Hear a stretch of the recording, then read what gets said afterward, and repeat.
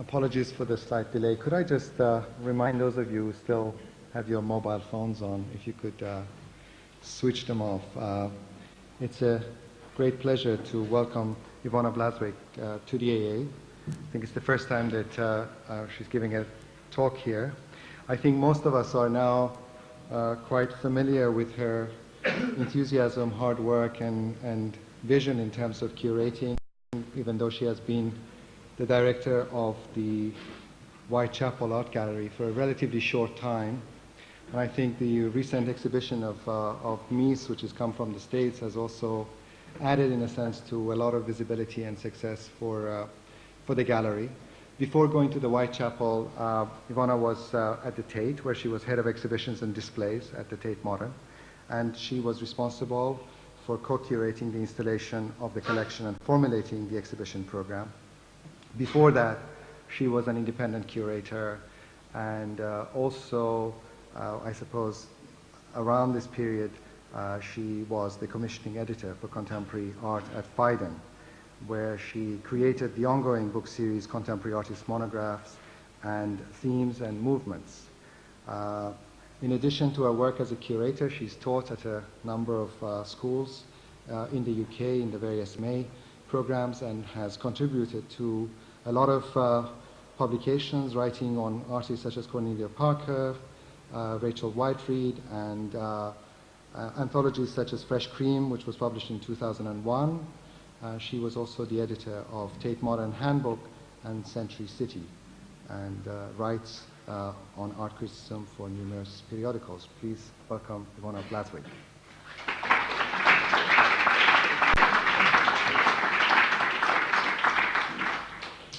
Good evening, everybody, and thank you for coming to listen this evening. I have a cold, so apologies in advance for sounding snuffly. Now, from Frank Gehry's Guggenheim in Bilbao to Herzog and de Meuron's Tate Modern, I think that the museum has replaced the temple, the palace, or the cathedral as the premier site for contemporary architecture. A lot of attention is focused on the exterior. Buildings are beginning to operate almost like brands or logos. But the object of art is almost without exception encountered within the space of the gallery. In 1981, the American artist Mary Kelly wrote, "In terms of analysis, the exhibition system marks a crucial intersection of discourses, practices, and sites, which define the institutions of art within a definitive social formation. Moreover, it is exactly here, within this intertextual, interdiscursive network, that the work of art is produced as text." This analysis of exhibition space is part of a broader postmodern discourse that has interrogated what we often think of as the neutral space of the gallery, a neutrality encapsulated by the white cube. It also aims to unpack the conventions of exhibition making, all too often presented as natural, universal, and outside of politics, geography, or economics. I want to take you tonight on a guided tour through the history of Britain's very first temporary exhibition space, to trace an evolution of the gallery environment from salon to white cube and beyond. And by focusing on some key exhibitions presented there over the last century, to unravel the complex and sophisticated relationship between the art gallery, its social context, and aesthetic meaning. The Whitechapel Gallery was founded by a priest, the Reverend Canon Barnett and his wife Henrietta, to bring great art to the people of East London. And as the historian Seth Coven has noted, their mission was to use the display of art objects and to create a working-class public in order to promote social reclamation and urban renewal. Last year marked the 100th birthday of the Whitechapel Gallery, its gestation period in the late 1890s and its birth in 1901 was marked by this piece of terrible poetry published in Punch magazine. "If East is East and West is West, as Rudyard Kipling says, when the poor East enjoys the art for which the rich West pays, see East and West linked in their best. With the art wants of Whitechapel, good Canon Barnett is just the man who best knows how to grapple out. So charge this cannon, load to muzzle all ye great Jubilee guns, pictures as good as sermons, aye, much better than some poor ones, where Whitechapel's darkness the weary eyes of the dreary workers dims. It may be found that Watts' pictures do better than Watts' hymns. Could we have the first slide, and then I'll take it from there, I hope.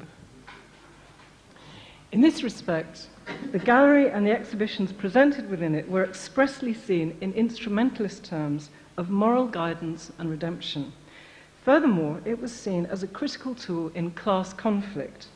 To quote Coven again, at a time when the British elite witnessed violent confrontations between labour and capital, the Barnetts argued that culture, shared by all but defined according to each person's own lights, would help rich and poor to transcend class divisions and together forge a nation.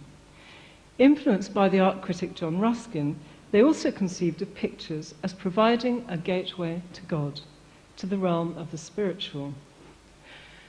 Our building was designed by Charles Townsend Harrison and was described by Nicholas Pevsner as epoch-making.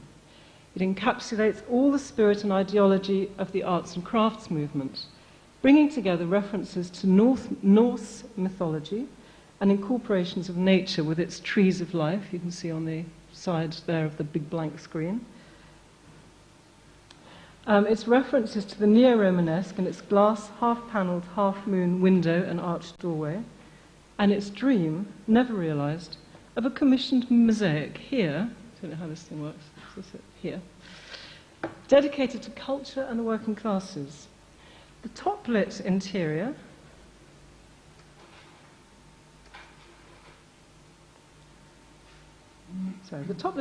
and high ceilings offered a temple-like space. Within this almost religious interior, pictures were presented to link art with a morality tale of everyday life.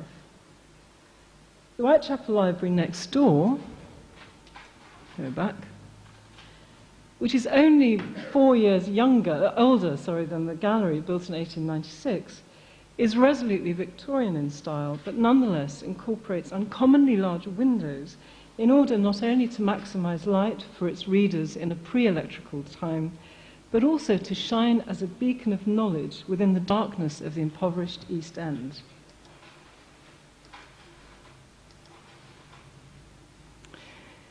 The spring exhibition of 1901, which included Edward Burne-Jones, Constable, Hogarth and Rubens, was presented to a public of largely illiterate working-class people or non-English speaking immigrants, yet it attracted 206,000 visitors. This may have been because it was the first public space in the area to have electricity, but nonetheless there was a huge appetite from poor, uneducated people for the Whitechapel picture shows. The style of installation drew directly on the traditions of the Louvre, the Paris Salons and the Royal Academy. Presented on dark crimson walls, the paintings were hung from picture rails stacked from floor to ceiling.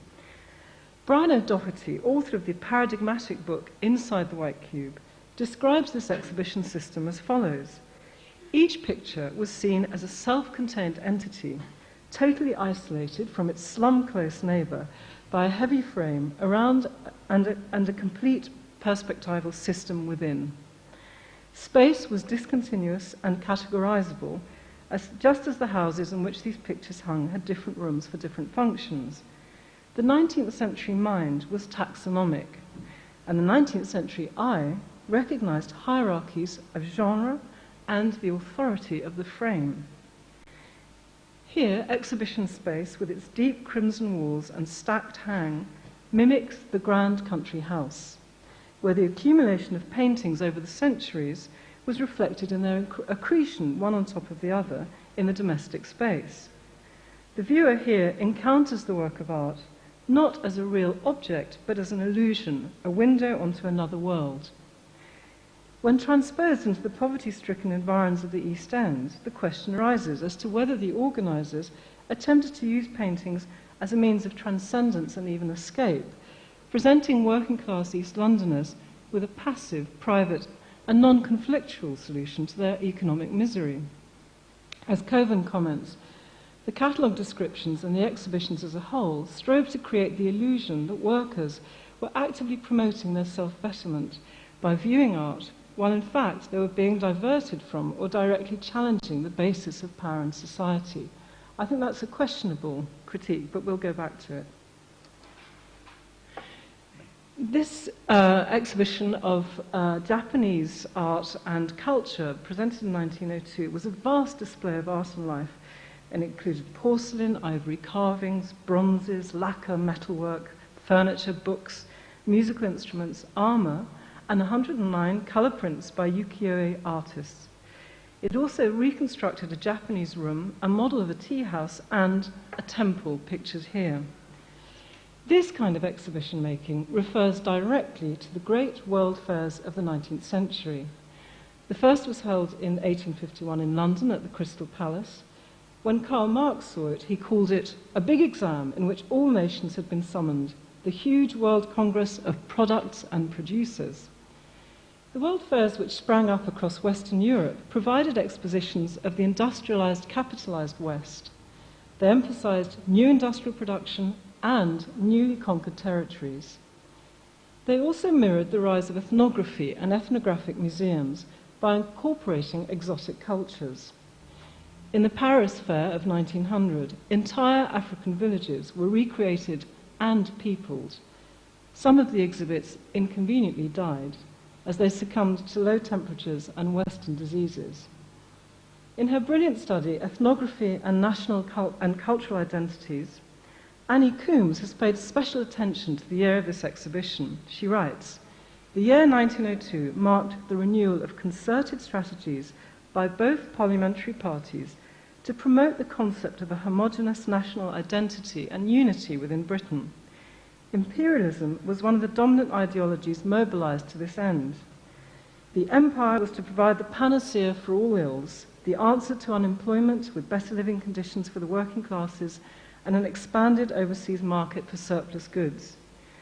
Through the policy of what was euphemistically referred to as social imperialism, all classes could be comfortably incorporated into a program of expansionist economic policy in the colonies, coupled with the promise of social reforms at home."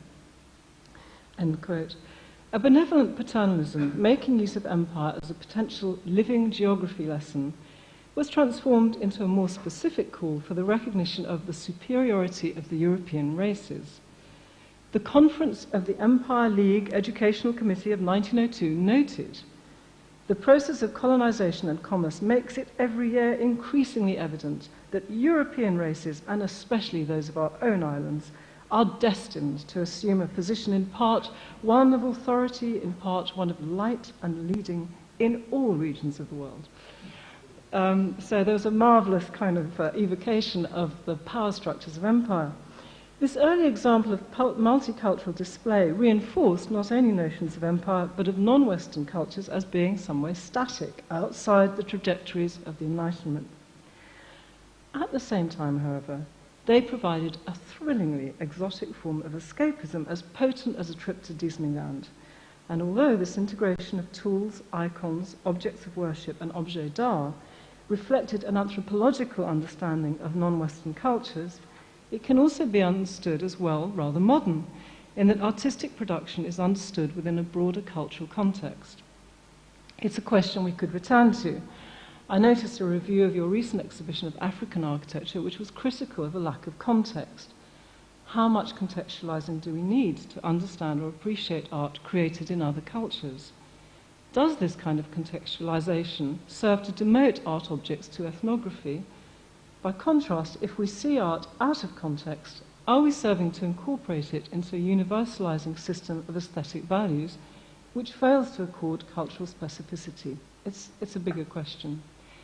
In fact, this kind of exhibition making had a tremendous impact on artists in the West.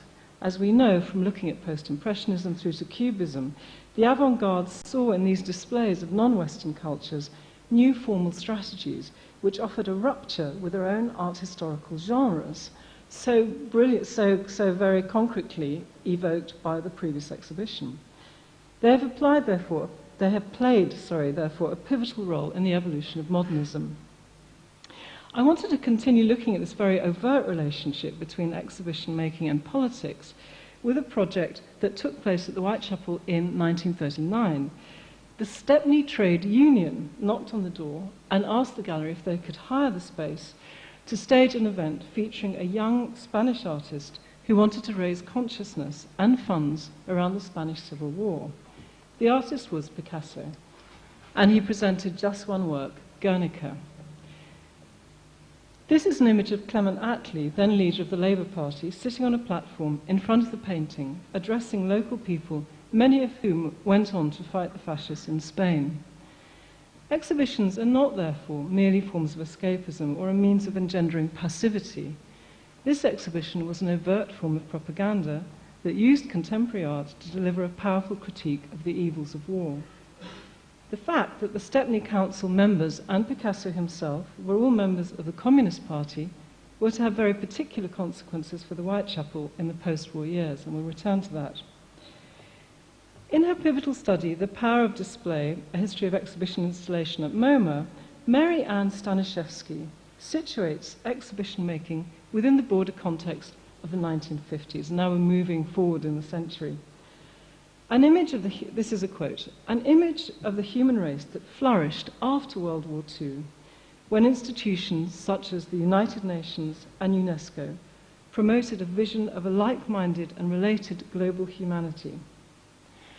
Founded in 1929, MoMA has always incorporated design and products into its collections and displays. Drawing on a legacy of the European avant-gardes, such as constructivism and the Bauhaus, its founder, Alfred Barr, worked with émigrés such as Frederick Kiesler, Herbert Bayer, Lily Reich, and of course Mies van der Rohe, to bring a modernist ethos where form is informed by function and design is seen as equal to art into exhibition making. There was no separation between the high of fine art and the low of popular culture. MoMA has been one of the most influential models for the presentation of modern and contemporary art around the world. As Moishen mentioned, we worked with them earlier this year on a presentation of Mies, and I just wanted to show a very short film which looks at his impact on contemporary design, on the design of exhibitions. Could we see the DVD, please?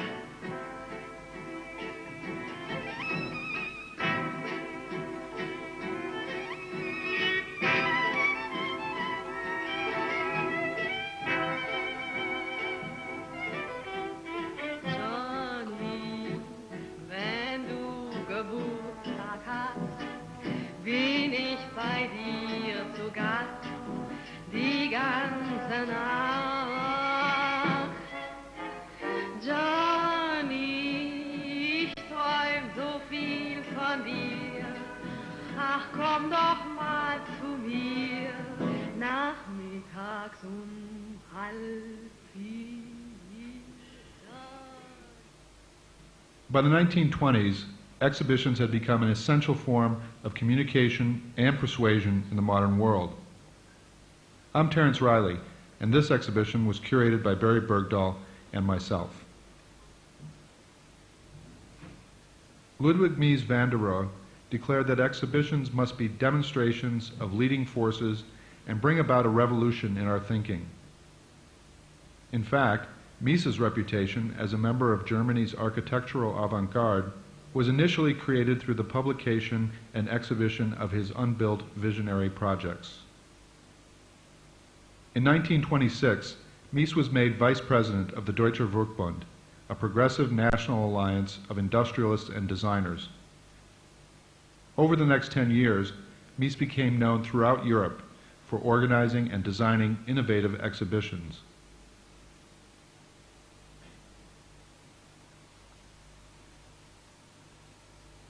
Reflecting new visions of urban living, some fantastic, others more practical, the Werkbund staged The Dwelling in the city of Stuttgart to showcase German industry and the application of new technologies to the home.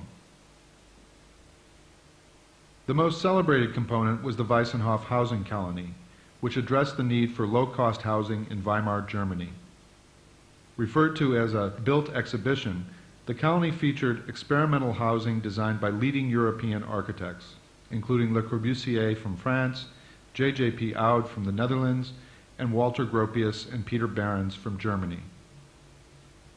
Mies designed the master plan as well as an apartment block for its most prominent site.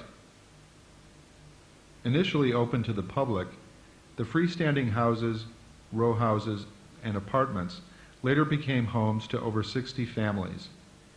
The Werkbund not only addressed the need for housing, it created housing, and the homes are still lived in today.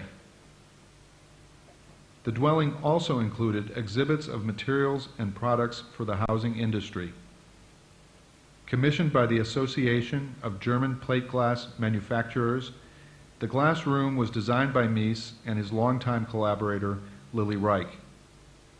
It has been digitally recreated for this exhibition based on materials in the Mies van der Rohe archive at the Museum of Modern Art. This exhibit is a sequence of flowing spaces. Only two are enclosed, inaccessible to the viewer. One contains a sculpture by Wilhelm Lehmbruck. The other is a winter garden, essential symbols of art and nature. The spaces are suggested, rather than defined, by sheets of green, gray, transparent, and etched glass, diffusely lit through the translucent fabric ceiling.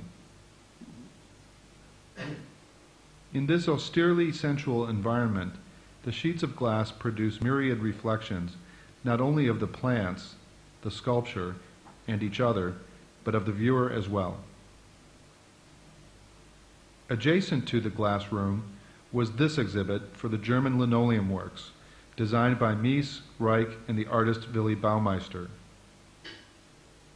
Here, too, the installation immersed the viewers in an environment created by the manufacturer's product, rather than simply presenting it for inspection.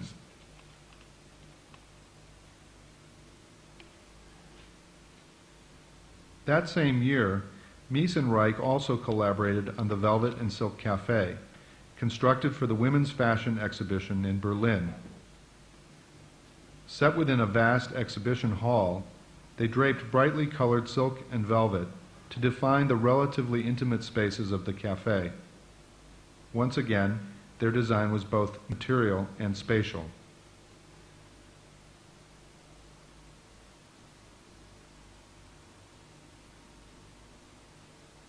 In 1929, Barcelona hosted a major international exposition. Mies directed the German exhibits and designed various installations in collaboration with Lily Reich. Mies oversaw the design of this pavilion for the German electrical utilities, a windowless white cube with only a low, wide opening cut into the facade. The walls of the support-free interior were completely covered by large-scale images. Together, these formed a three-dimensional panorama, dematerializing the cube. Here, Mies also constructed the now famous German pavilion. Seldom in the history of architecture has a structure been so influential. Interpretations of the pavilion are as varied as the reflections on its surfaces. However, its function was to serve as a symbolic ceremonial space. Through its expanses of plate glass, Mies allowed the ceremonies within to be clearly visible, a concrete expression of the democratic aspirations of the young Weimar Republic. At the opening ceremony, a government commissioner said, "We wished here to show what we can do, what we are, and how we feel today. We do not want anything but clarity, simplicity, honesty."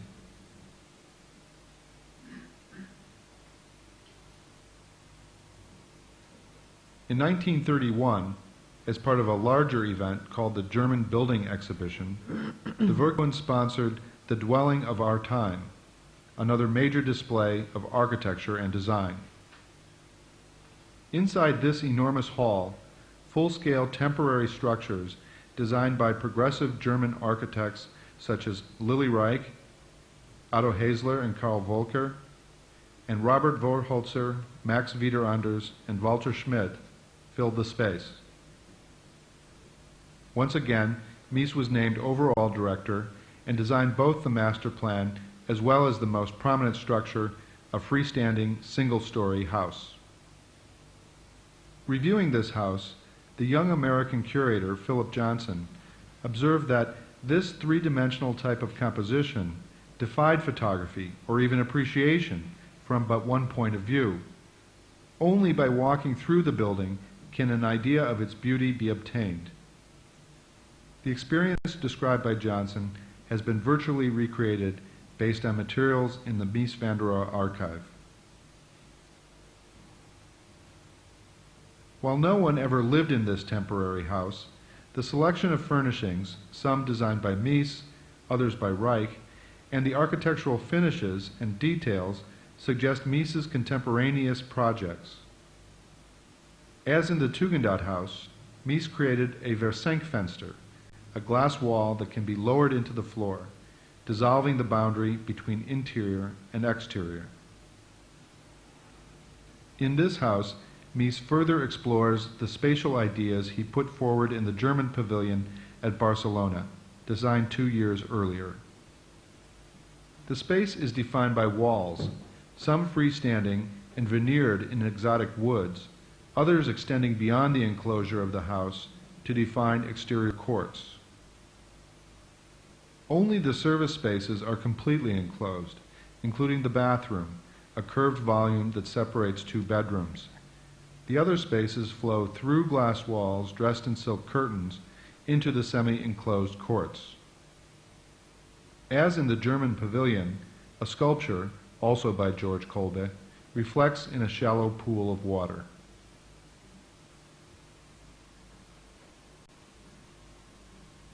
The National Socialist Party took power in 1933. The party enthusiastically embraced Germany's tradition of national industrial exhibitions, yet the very title of the 1934 event, German People, German Work, suggests the increasingly overt propagandistic role that such events would play.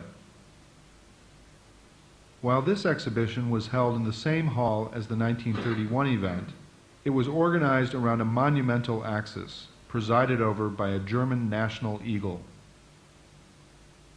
Mies was not asked to assume the overall direction, but he and Reich were invited to design the display for the German mining industry. Here, massive walls of varied heights, 2 of coal and 1 of salt, stood before mural-size photographs.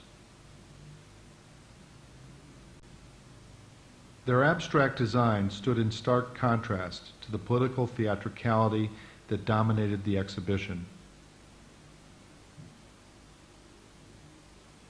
Okay, I think that's stop that there, please. Thank you. A similar tension can be seen within. Thanks. And then back to the slide.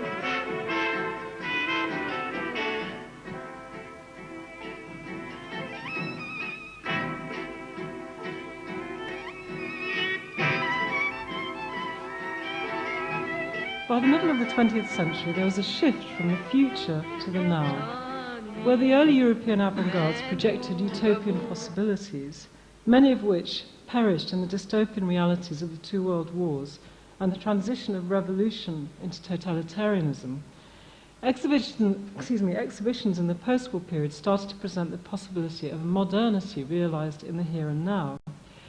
Directly influenced by MoMA's design displays in particular and Mies's aesthetic in general, the Whitechapel presented a charmingly didactic exhibition devoted to product design called Setting Up Home for Bill and Betty.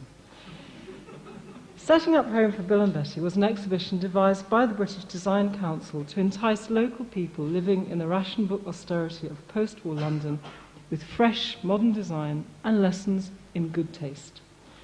As Staniszewski comments, the installation methods instituted during these years, both in the department store and the museum, disavowed the architecture of the site and instead emphasized the displays as creating an environment that promoted interaction between the objects and the viewers.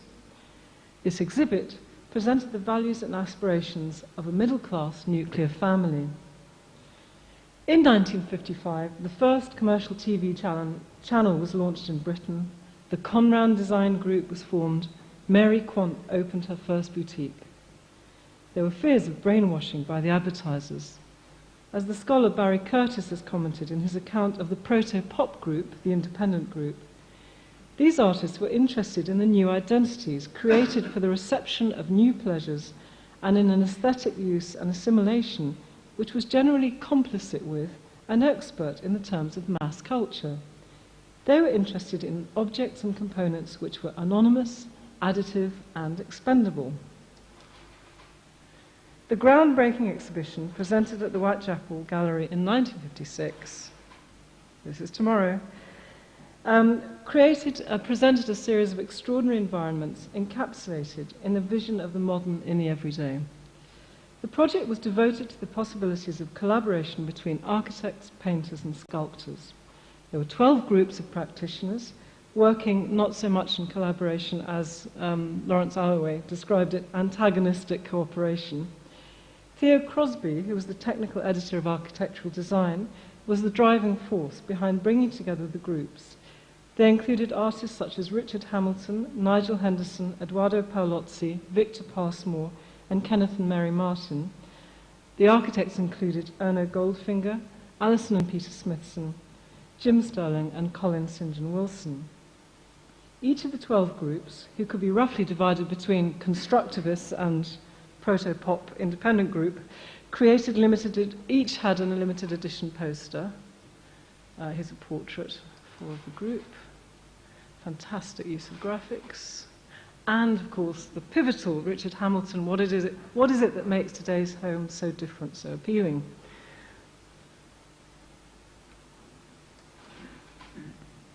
I'm sorry about the terrible slides. I couldn't find proper installation slides in our archive, so I'm afraid this is from a book. The exhibition opened with a full-size model of Robbie the Robot, borrowed by Richard Hamilton from the set of Forbidden Planet. These images of the installations created by Group 2, Richard Hamilton, John McHale, and John Volker, combined optical illusions inspired by the Bauhaus and Duchamp with images from cinema and science fiction. They incorporated a jukebox, a 16-foot-high image of Robbie the Robot carrying Marilyn Monroe, a giant bottle of Guinness, a spongy floor that, when stepped on, emitted strawberry air freshener, a total collage effect of the CinemaScope panel, and a reproduction of Van Gogh's sunflowers, which, in their appearance on postcards and calendars, was becoming as pop or kitsch as the images of Monroe or Robbie the Robot. Group 8, who included Richard Matthews, Michael Pine, and Jim Sterling, created these biospheric sculptures, drawing on a contemporary fascination with growth and form, popularized through the mass production of microscopes, and based here on photographs of detergent bubbles. The show was seen by 1,000 people a day. Here we see the impact of technology, of the mass media, commerce, consumerism, and a commitment to a dense, ubiquitous culture which challenged the good taste of official British art at that time, encapsulated by the St Ives Group and individuals like Henry Moore and Barbara Hepworth. This is tomorrow encapsulated an approach to contemporary culture which hovered, in Richard Hamilton's words, between cynicism and reverence. These science fiction-inspired fields of perception were both a celebration of the here and now and a repositioning of the gallery space as a blank stage, out of time or location. It presages the arrival of the white cube. Let's return to Brian O'Doherty and his seminal definition of the contemporary gallery space. A gallery is constructed along laws as rigorous as those for building a medieval church. The outside world must not come in, so windows are usually sealed off. Walls are painted white. The ceiling becomes the source of light. The wooden floor is polished so that you click along clinically, or carpeted so that you pad soundlessly, resting the feet while the eyes look at the wall. The art is free, as the saying used to go, to take on its own life. The discreet desk may be the only piece of furniture. In this context, a standing ashtray becomes almost a sacred object. Modernism's transposition of perception from life to formal values is complete. This, of course, is one of modernism's fatal diseases. Unshadowed, white, clean, artificial, the space is devoted to the technology of aesthetics. Works of art are mounted, hung, scattered for study. Their ungrubby surfaces are untouched by time and its vicissitudes. Art exists in a kind of eternity of display.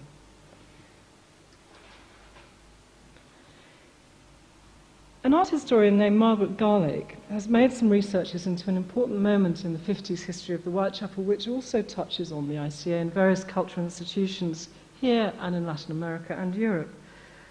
The director, Brian Robertson, had been working with Picasso on the idea of presenting a major survey of his works in London. Picasso agreed and plans were well underway. Then, apparently, there came a call from the American cultural attaché pointing out that Picasso was a member of the Communist Party and that the show could lead to a communist insurrection in the East End of London. The show was cancelled. What followed, however, were a number of groundbreaking solo exhibitions of young Americans, presumably presented with the support of the American government. Premiering the works of artists such as Jackson Pollock, Mark Rothko, and Robert Rauschenberg, the Whitechapel transformed to become a synthesis of the white cube and a platform for the ethos of abstract expressionism and its co-option into Cold War ideologies with their emphasis on freedom and the individual. At the same time, the space of the gallery also transformed to accommodate the transition of the object of art away from being a window onto another world, from being an illusion to becoming a real thing, an object to be experienced in real time and space. In 1947, Pollock wrote, "My painting does not come from the easel. I prefer to tack the unstretched canvas to the hard wall or the floor. I need the resistance of a hard surface. On the floor, I'm more at ease. I feel nearer, more a part of the painting, since this way I can walk around it, work from the four sides, and literally be in the painting." This is akin to the method of the Indian sand painters of the West. The Pollock Show of 1958, organised by the International Council of the Museum of Modern Art, was his first major solo show in Europe. 29 paintings included the famous blue poles.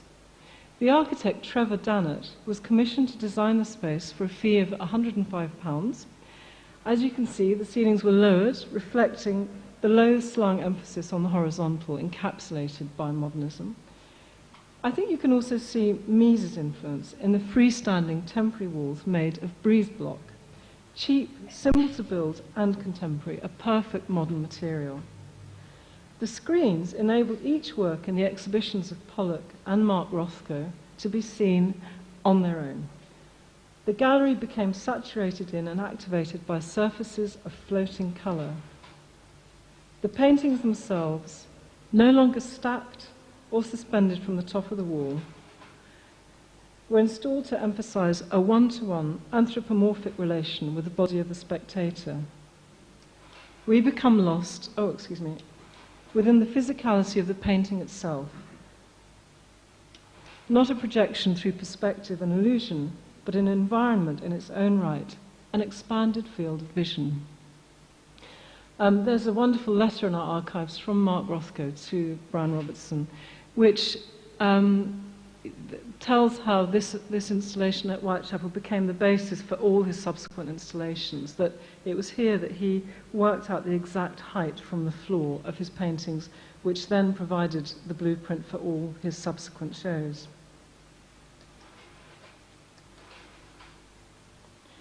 As we move through the century, another factor is dramatically foregrounded in the experience of the space of the gallery. The floor starts to play a major role. It becomes part of the work.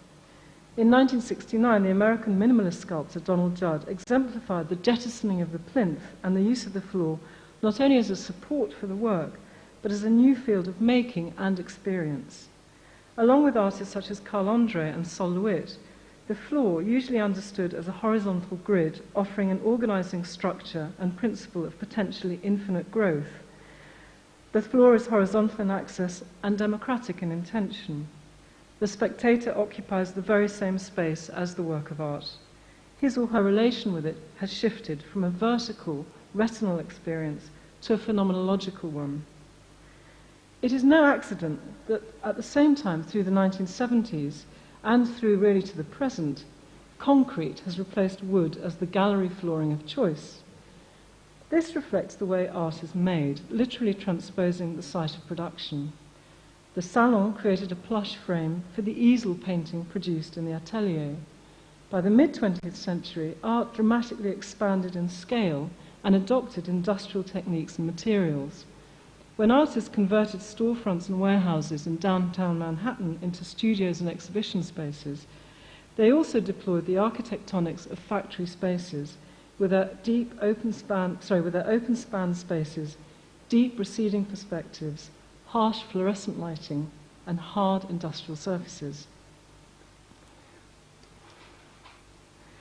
This evolution of an autonomous space where the spectator was confronted with, in O'Doherty's words, the pristine, placeless white cube, where works of art resonated as objects in their own right, also represented something of an oasis within the city itself. In 1971, Richard Long transposed these marks, inspired and made by walking through natural environments, far from the gritty urban environment of Whitechapel, into the gallery. Again, the floor is the stage, the blank canvas activated by both the work and the spectator. These stunningly bold works recall ritual marks created by lost civilizations. They also reflect the influence of contemporary Robert Smithson and his idea of the spiral as a symbol of entropy, of a dissolution of form. Despite being monumental in scale, these two installations were also totally ephemeral, swept up and disposed of after the show finished, completing a life cycle like an organic or natural substance. Writing about the significance of artistic strategies in the 60s, the French critic Jean-Christophe Rieu comments, "Art was conceived as a critical model, able to explore various forms of the individual, social, psychic, or linguistic integration, to reality informed and deformed by the all-pervasive power of mass culture. The aim of art, broadly aligned with the other manifestations of 60s counterculturalism, was therefore clear: to expose the spectator within the frame of a precisely defined spatial environment to a theatricalized experience, offering the means of access to alternative modes of self-fashioning." The Brazilian artist Hélio Oiticica took the white cube and, in a groundbreaking exhibition which anticipates the development of installation art some 2 decades later, transformed the gallery into a kind of village, or mind settlement, as he called it. His friend, writer and critic Guy Brett, described it: "You took off your shoes before stepping into the sand of Eden," as the central environment was called. Oiticica's Eden was an invitation to play and reverie, whose ends were open and unconditioned. There were bolidas to be explored by hand and sometimes by smell, cabins for solitary reverie and other more communal spaces. There were perangolo capes to be worn and danced in, and there were nest cells, a cluster of boxes, each about 2 meters by 1, divided by veils, which the visitor was invited to make habitable with found materials of their own choosing,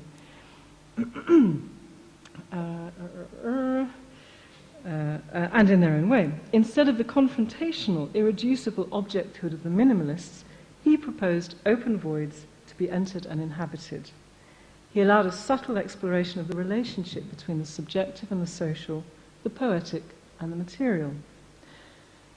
So Oiticica arrived from hot, sizzling Rio to freezing cold, dirty, grey-skied Whitechapel and decided to create a paradise for the people of the East End. He talks about this experience and says that for the collective casual, the structures became general, given open to collective casual momentary behaviour. In Whitechapel, behaviour opens itself up for whoever arrives and bends forward into the created environment from the cold of London streets, repetitive, closed and monumental, and recreates himself as if back to nature, to the childhood warmth of allowing oneself to become absorbed. Self-absorption in the uterus of the constructed open space, which more than gallery or shelter the space was. So here we see the White Cube, as womb. In 2002, we returned to Oiticica's legacy with an exhibition called Quasi-Cinemas, a series of rooms transformed into a boudoir, a beach, and a forest of swinging hammocks where images of cultural icons such as Marilyn Monroe and Jimi Hendrix were accompanied by Hendrix riffs spliced with Brazilian salsa and overlaid with lines of cocaine. Here, the isolation of the White Cube is pushed to the extreme, made literally into a hothouse, a tropical environment of pleasure and reverie where spectators lie on the floor and get intimate. A separation of art from life represented by the White Cube also invited a sense of release from the pressures of the metropolis and the bourgeois constraints of city life. In another recent historical survey, we restaged key works of performance art from the 60s and 70s. The Viennese artist Hermann Nitsch transformed the gallery environment into a banqueting hall and a sacrificial temple, with his lecture action, basic elements of the orgies, mysteries theatre, inviting audiences to dive their hands into carefully arranged still lives of dead fish, grapes, erotic fruits, and fresh offal. He then led them into a ritual of Christian sacrifice, paralleling the crucifixion, with two performers marked with blood to engineer a process of purging and catharsis. It was like carnage, and one of the weirdest things was seeing blood being tracked out across our white terrazzo floors and down into the underground, like some massacre had taken place. Mirroring Richard Long's transposition of nature into urban culture, the arte povera artist Yanis Kounelis brought 12 live horses into the gallery in this 2002 restaging of his untitled work of 1969. Kounelis wished to disrupt the pristine and commercial aspect of the gallery by staging a live encounter between the natural world and its unconscious, unconsumable, and dangerous beauty. I can't quite describe how powerful an experience it was to bring these horses into the gallery and stand amongst them.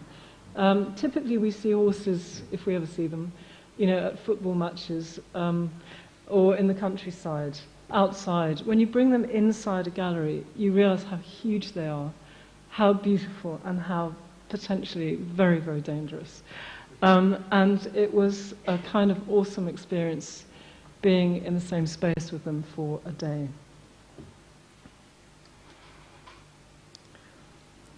It was the American artist Carolee Schneemann who directly challenged the myth of the White Cube, exposing the patriarchal power structures inherent within its ethos of universality, neutrality, and objectivity.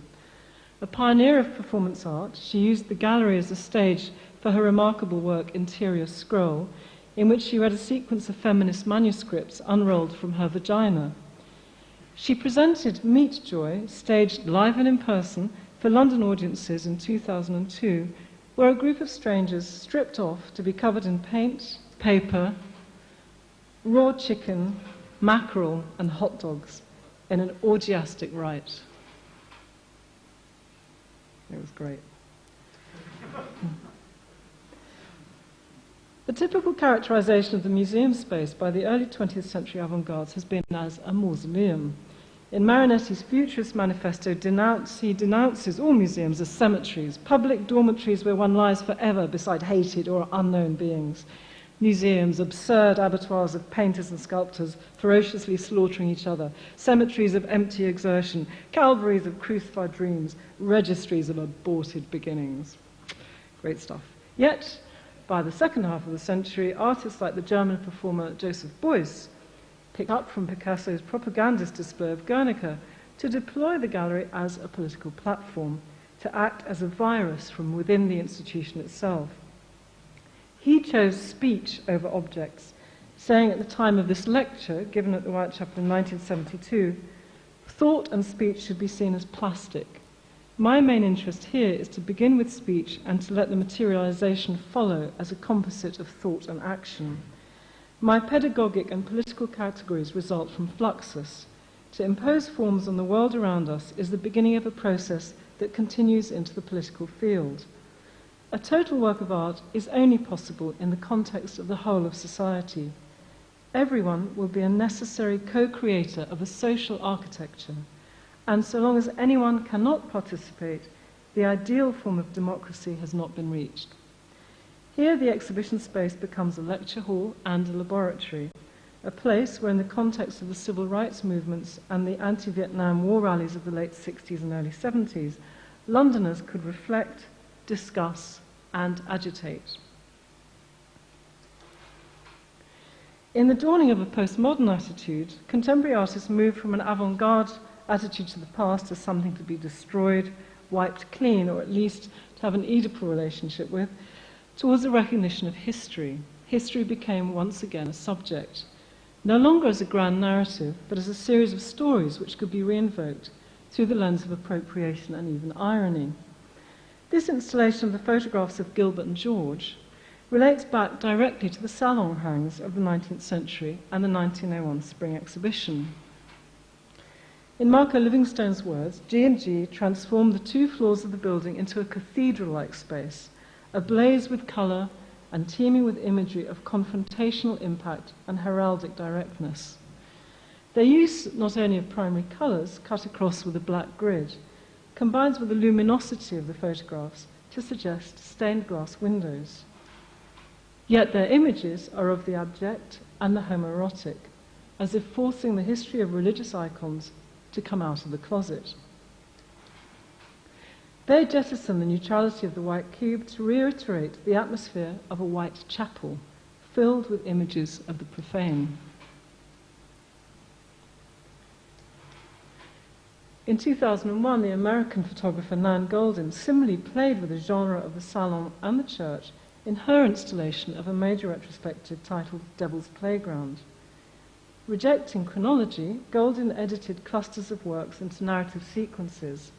Her use of deep purple, emerald, crimson and black colours on the walls and the stacking and juxtaposition of images were a powerful evocation of the bells and smells of Catholic, medieval and Baroque churches. Friends, lovers and babies were transformed into Madonnas, Pietas and Putti, into death masks and memento mori.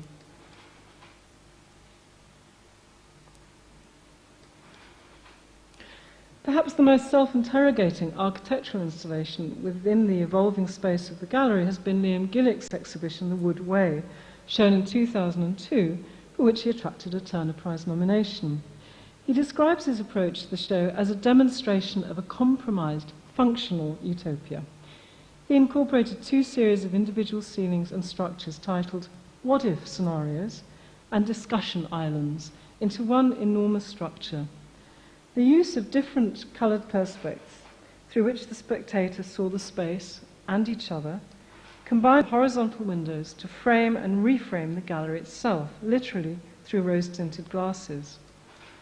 Like Oitotika's Eden project, the visitor was invited not only to get temporarily lost within the maze, but to stop and use it as a platform for discussion or confrontation. In an interview for the show, he comments, "One of the great battles of modernist architecture was between speculation and planning. We now have a situation where you could pretty well say that speculation has won. What is interesting is that the modern project didn't stop, it continued in the corporate world. People who'd been working on utopian housing projects shifted into the corporate sphere and did complex modern work for corporate interests instead. I am very involved in trying to understand this shift from planning to speculation and all the contradictions and grey areas that it throws up in terms of the tension within architecture as a carrier of ideology," end quote. So Gillick combines a kind of utopian vision of Beuys. Here he's remodelled our auditorium and our cafe with the accommodations of management culture. Earlier this year, Jim Lambie, a Glasgow-based artist, transformed the upper gallery floor with his bebop stripes of coloured tape, infusing the exhilarating yet restrained horizontal axes of André and Long with a host of pop cultural reference, from 1970s Tamla Motown album covers to the world of disco itself. In my work, Lambie says, I want to get rid of all the edges. And this was just a beautiful installation. You can see his work currently on show, of course, at Tate Britain. And this was a pink belt snaking up from the floor. A Freddy Krueger type glove. And in the corner, a piece called Tandoori Nights made of hairbands that he found and bought on the Brick Lane. We come finally to a series of installations and environments that will open to the public next week. I hope you'll all come.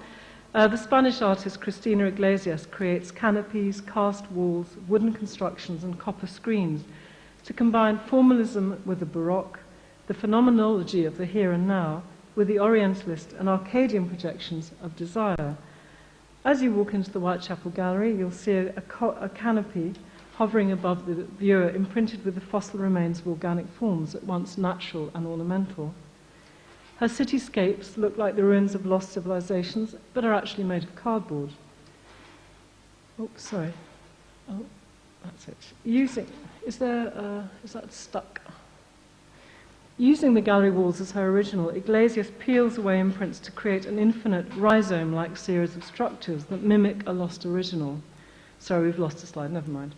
At the same time, she uses light and shade and language to choreograph the space with illusory narratives. I'm going to finish one final slide, which is a kind of project for the future. Next door to the gallery, the Whitechapel Library is moving to a new building up the road, designed by architect David Adjaye. We would love to be able to take that space over. And if I can raise £8 million, we will. We've been offered the space, and our strategy there is really to look at to take a very site-specific attitude towards the design of the space and the programming of the space.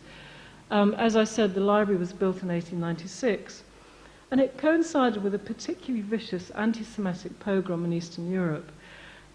People left, Jewish people from Germany, Ukraine, Poland, Russia, and they came to the East End of London, to the Brick Lane and the Whitechapel. And in 1905, this very library became an informal meeting place for a small group of artists and intellectuals who wanted a secular space to meet and exchange ideas. The Whitechapel Library had the biggest collection of Yiddish publications in Europe, and it became known as the University of the Ghetto. The group that met in 1905 continued to meet there for several decades. They included David Bomberg, Jacob Epstein, Mark Gertler, Isaac Rosenberg, the founders, if you like, of British modernism. We want to say that we want to somehow make that history overt if we are able to take on this space. Our dream would be to enable an artist to take on the beautiful central library you see at the top there and to create a single work of art which would be in place for a whole year, which might in some way draw on that remarkable history or simply play with the architectonics of this space. In the upper regions of the library, there's an exquisite top-lit chapel-like space where we would like to present on an annual basis important collections from different parts of the world. One of the Whitechapel's big problems is that between exhibitions we vanish. We have no collection, we simply close. And we like to be open all the year round. If we're able to get hold of this building, that will enable us to do that. So watch this space is all I can say right now. If we're successful in our fundraising, we'll be there, I hope, and expand across both sites. I'm going to finish now. I just wanted to give the last word back to Brian O'Doherty, and a little kind of final statement about the White Cube. A rich constellation of projects comments on matters of location, not so much suggesting alternatives as enlisting the gallery space as a unity of aesthetic discourse. Genuine alternatives cannot come from within this space. Yet it is the not ignoble symbol for the preservation of what society finds obscure, unimportant, and useless. It has incubated radical ideas that would have abolished it. The gallery space is all we've got, and most art needs it. Each side of the White Cube question has 2, 4, and 6 sides. Thank you.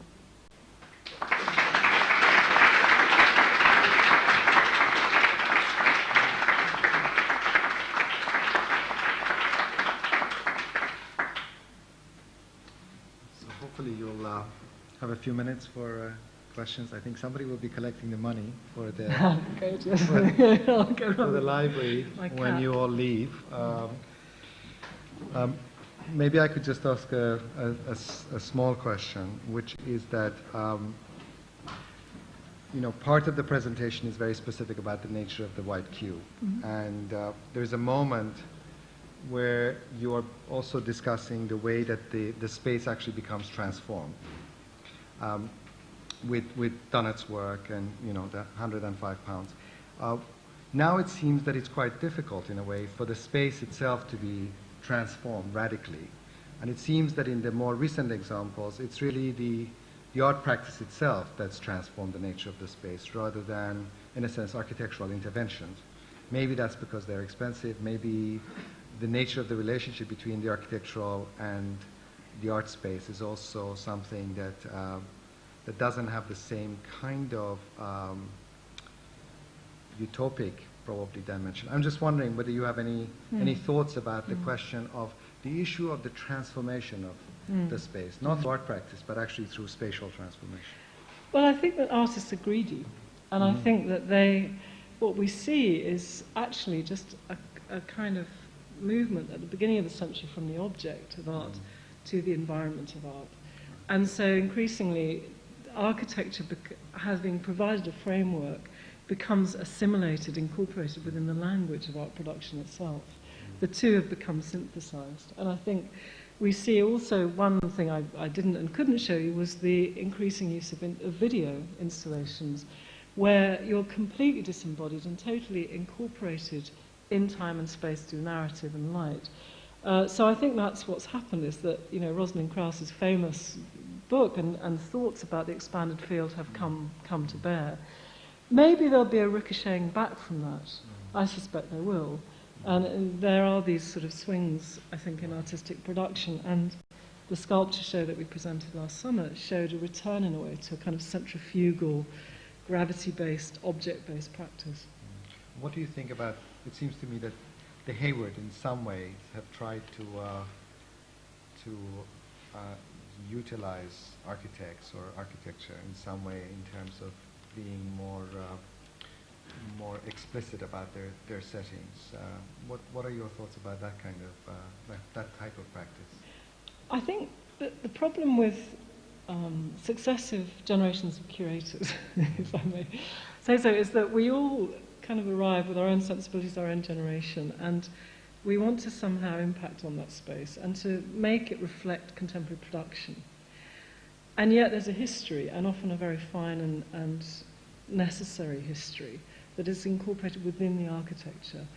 I think the Hayward is a great gallery, and we've all come round to it.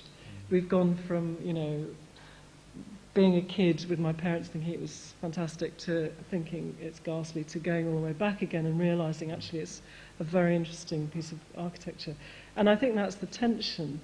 All museums and galleries tend to expand, and particularly when there's a collection involved, that's got its own inherent problems. It all grows. And we keep things. MoMA was founded expressly with the principle of deacquisition of its collection every 50 years, and of course it hasn't done that. So that's a big issue. How do we marry our own ambitions, have a sense of creating a critical mass through expansion, and at the same time retain the integrity of these buildings, which tend to be a kind of patchwork, a collage of subsequent, schemes, often done with not enough money. And I know that having worked at the ICA, you could see the relics of, the 60s, the 70s, the 80s, all half done because we never quite had the money to do the whole thing, And I think maybe that's a necessary, and maybe that's something we have to accept. Any questions from Peter? Maybe can we get the mic over here?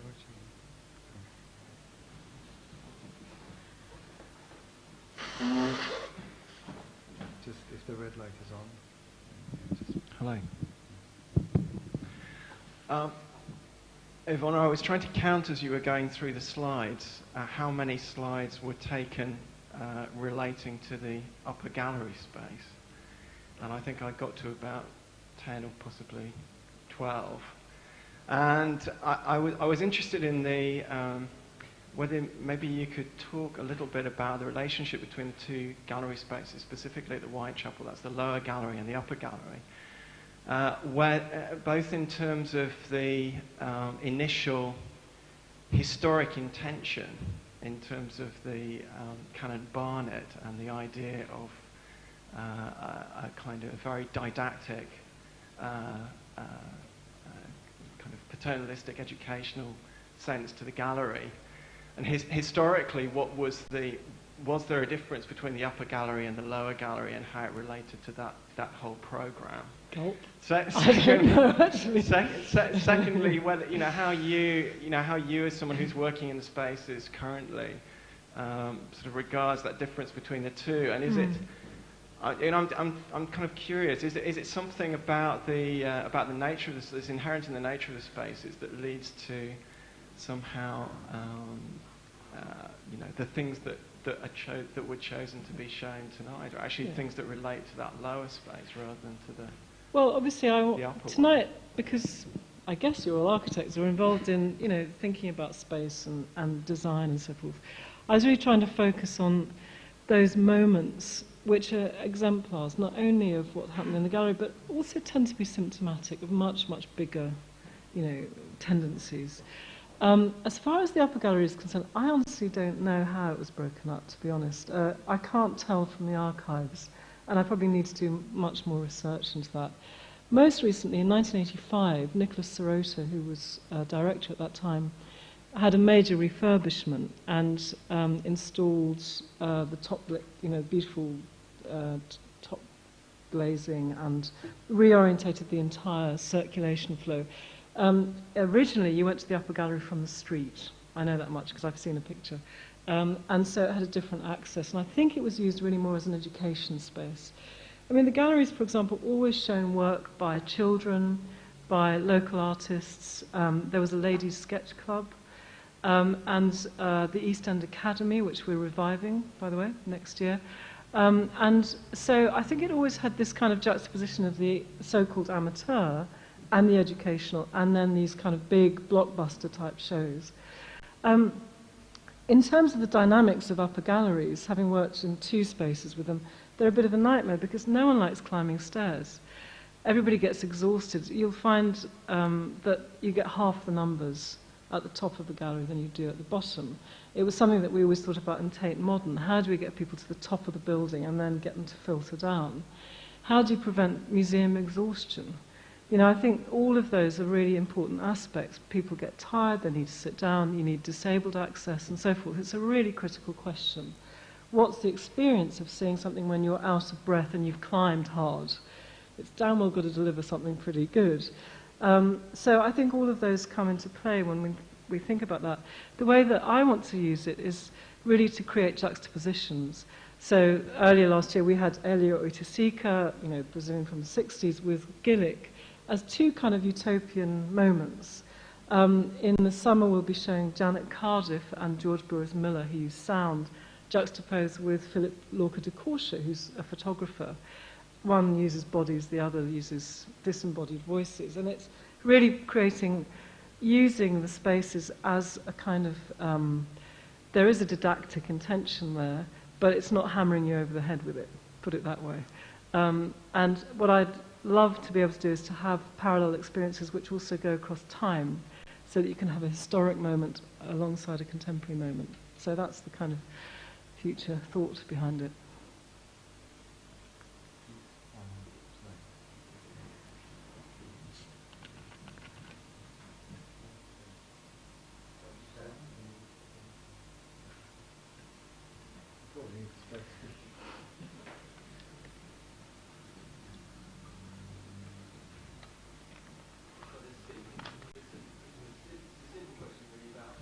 Can you just wait because there are people here who can hear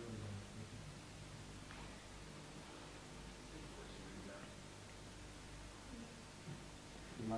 Simple question really about the location of the gallery and the fact that it's on a street and it's at street level and it has street level access, as opposed to, for example, the Tate Modern within a kind of specific cultural area and also the Hayward or even Tate Britain, and I wondered just what might be the advantages, or what do you consider the pleasures of having a shop front effectively next to a sweet shop or a chip shop?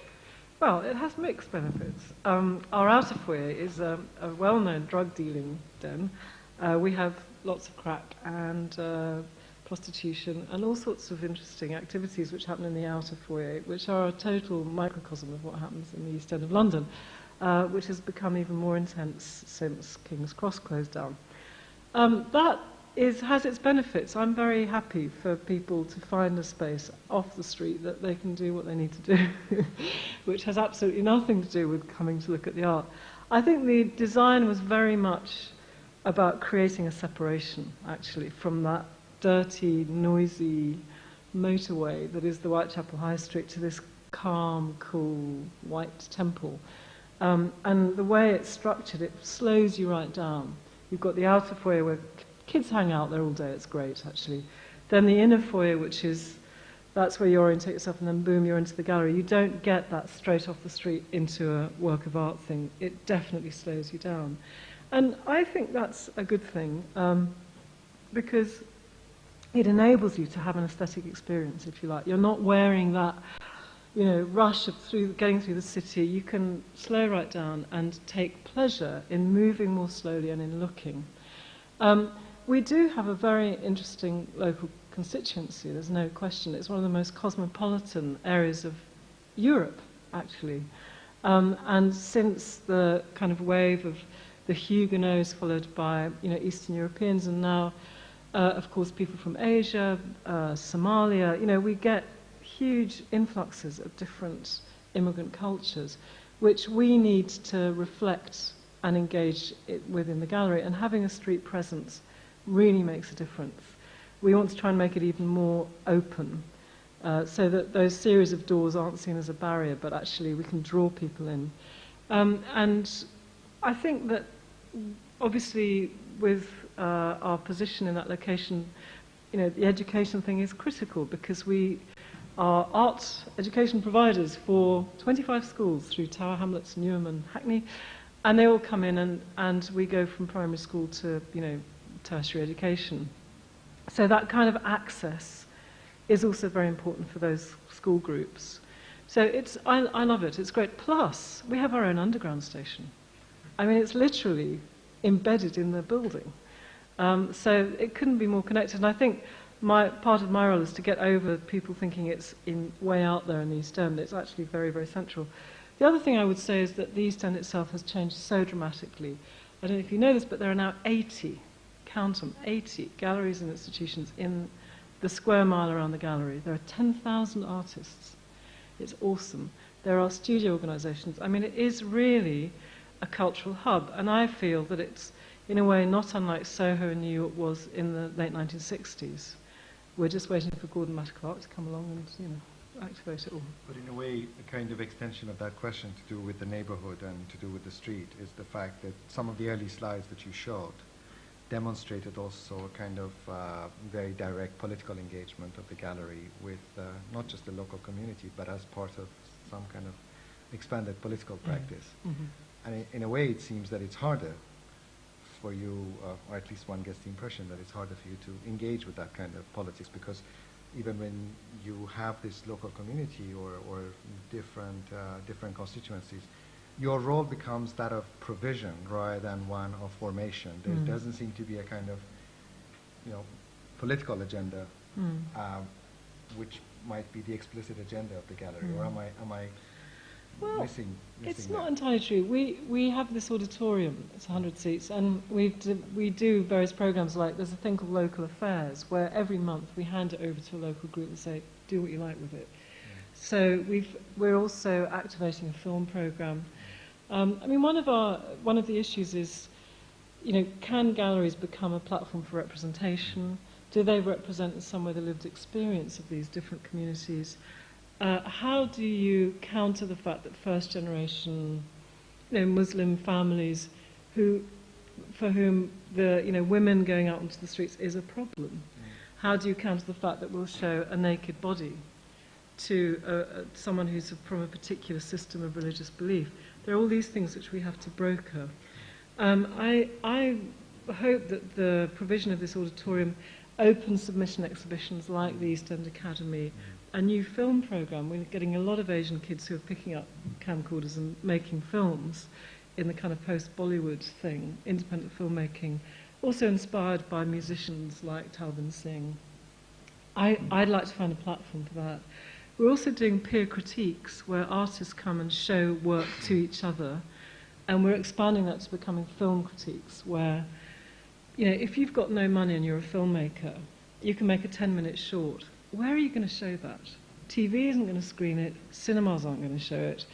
Come to us. We want the Whitechapel to be a place for that kind of, you know, avant-garde film production.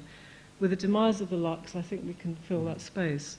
And also to make it a place of debate where people are exchanging ideas. So through these peer critiques, we're hoping that that kind of debate will happen. And the great thing is that we've run them, they're an experiment, we've run about 6 or 7 of them.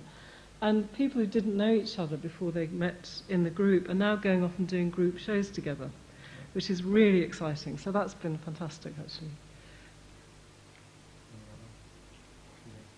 So one of the things that might be collected in terms of the context, the culture of your neighbour, would be something of this nature. Sorry, so that... I was thinking, I was pondering the second building and the idea that the Whitechapel started to collect. We're not going to collect because we don't have the money. And also, building collections is very space-hungry, and you need a whole professional expertise around it of conservation. No, we're going to be cleverer than that. We're going to borrow them and show them just for a year, really, if we get this. Because there are one of the things about works of art, when they go into private collections, they often vanish. You know, they're in someone's bedroom or in a store or something. Or there are public collections, like the British Council has one of the best collections of British art, which is trotting around China doing good work, but we never get to see it. So that's the idea. So, and that's easier to accommodate. Yeah, because then we say goodbye to it after a year. That's the thing. No storage.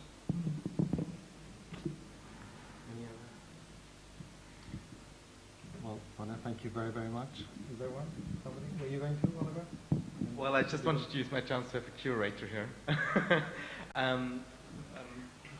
Shimon and I were teaching a program last year about museums in general, and got very interested in the idea of exhibition design from our professional careers as well. And we regularly rub our heads against curators who insist on eye-level hanging hides on white cube spaces and so forth. And I thought, especially at Tate Modern, I got the feeling that there's not much of an adventurous spirit apparent there. You mentioned people like Kiesler and so forth at the moment. There seems to have been a tradition of more adventurous exhibition design profession, as it were, which was equal to, I guess, to a degree to the art that was exhibited, which seems to have disappeared. Do you have an opinion on that? I completely agree, and actually this book that Stanislavski wrote is a brilliant demonstration of that, how conservative curatorship has become. I mean, if you consider that Duchamp in the Surrealist exhibition in New York tied the entire exhibition up in string, you know, it's fantastic what artists have done with spaces, the Dada installations. And it's a real tragedy that towards the end of the century, it became more and more conservative. And MoMA, I'm afraid, is a kind of lead protagonist in that, where all of the kind of overt relationship between art and, for example, sponsorship or products and design and so forth, all of that's been tidied away and hidden behind this so-called neutral white wall. I do agree. However, artists continue to lead the way, and one of the most exciting things I saw in the last few years was a group called Bank, who did this fantastic show called Cocaine Orgasm. It was tremendous. The whole thing was covered in snow. It was wonderful. Polystyrene, grottos, you know, fairy lights, a giant lump of crack cocaine in the middle of the space. It was terrific. Pink lights. Why do we have white lights? Pink lights, you know. I think that's the thing also, when we are in our own time, we tend to think of the arrival at, say, the concrete floor, you know, the spotlight, the white wall, as that's it, we've arrived, it's an apex. Where could you go from that? I'm sure we're going to go somewhere else. Maybe we'll see the return of the carpet, who knows. But spaces will continue to grow. I think the convention of the concrete floor is now becoming a convention, a genre of its own. Maybe we'll see a shift on from that. But it's inextricably linked with artistic production. I think that's the key. Thanks very much. We hope to see a little bit more of you. I think you'll find there are a lot of people in this building who are actually interested in that kind of collaboration. And maybe we can not only help you raise the 8 million, but also help you design something of that space. Absolutely. Thanks again. Thank you. Thank Thanks you. for asking me.